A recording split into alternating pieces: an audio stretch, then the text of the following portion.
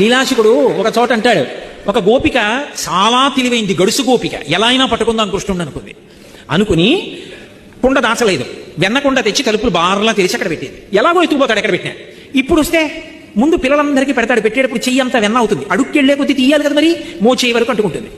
ఆఖరణ తను తిందాం అనుకుంటాడు, పట్టుకుంటాడు, రెడ్ హ్యాండెడ్గా దొరుకుతాడు. అమ్మకప్ప చెప్తాను పట్టుకెళ్ళి అని. ఈవిడ తలుపు చాట్ట నుంచి కుండ అక్కడ ఎట్టింది. రాణి వచ్చాడు, అటు ఇటు చూశాడు, ఆయనకి తెలియదు సర్వజ్ఞుడు. ఫాల్ ఇన్ లైన్, అందరూ వరుసలో నించోండి అన్నాడు. మెల్లిగా ఒక్కొక్కడికి తీసి పెట్టాడు, ఒక్కొక్కడు తింటున్నాడు, వెళ్ళిపోతున్నాడు. మళ్ళీ దొంగతనంగా లైన్లోకి రావడం అలా ఉండవు అక్కడ, వాళ్ళు వెళ్ళిపోతున్నారు.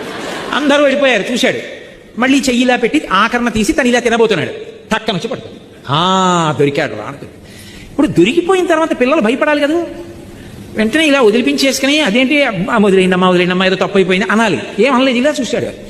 అదేంటి ఇంత దొరలా ఇలా చూస్తున్నాడని ఆవిడ అసలు ఏమంటాడో చూద్దాం, కస్తంబాల అంది. అబ్బాయి ఎవరు నువ్వు అంది. ఆయన అన్నాడు బలానుజ, బలరాముడి తమ్ముడు అన్నాడు. మధ్యలో ఈయన పేరు చెప్పడం మానేసి ఆయన పేరు ఎందుకు, ఇంట్లో ఉన్నవాడి పేరు బలానుజ అని. ఆవిడంది ఓహో కిమిహతే మన్మందిరాశంకయా, ఇక్కడికి ఎందుకు వచ్చావు అంది. ఇలా చూసి మా ఇల్లు అనుకున్నాను, మీ ఇల్లా. కిమిహతే మన్మందిరాశంకయా యుక్తం తమన్నవనీత పత్ర వివరే హస్తం కిమర్థం యసేహే మాతకంచన వత్సకం మృగజితం మాగా విషాదం క్షణ ఇత్యేవం వరవల్లవీ ప్రతివచ కృష్ణస్య పుష్ణాతునః. అయ్య బాబోయ్, గుండెలు తీసిన బొంటు, మా ఇల్లు అనుకున్నావా, అందుకు వచ్చావా, మీ ఇల్లని కాదని తెలియలేదా అని ఆవిడంది.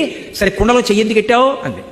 ఆయన అన్నాడు, ఏటమ్మా ఊరికే ప్రశ్నల మీద ప్రశ్నలు, కాసేపు మాట్లాడకుండా ఉంటావా, మా ఇంట్లో దూడ ఒకటి పారిపోయింది, కుండలో ఉందేమో అని చెయ్యి పెట్టి తిప్పి చూస్తున్నాను, నువ్వు అలా అరిస్తే దూడ బయటికి దూకి పారిపోతే మళ్ళీ ఎక్కడికైనా వెళ్ళి పట్టుకుంటాను, కాసేపు మాట్లాడు.